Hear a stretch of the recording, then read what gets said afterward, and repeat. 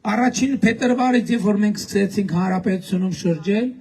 ասենք առաջին ճամփորդություններից մենք զգացինք երեխաներ, մեր շուրջը երեխաներ,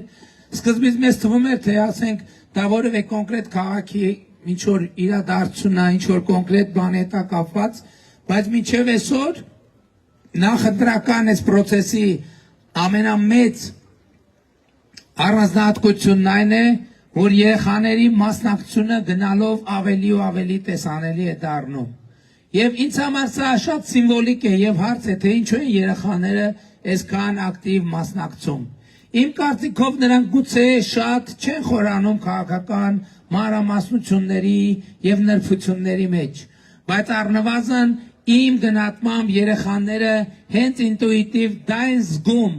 որ իրենց համար, իրենց եւ հետագա սերունդների համար նոր կյանք է ստեղծվում, նոր փուլ է բացվում, նոր հնարավորություններ են բացվում եւ մենք այսօր պարտավոր ենք այս հնարավորությունը օգտագործել եւ այդ հնարավորությունը ամրացված փոխանցել սերնդեսերունդ։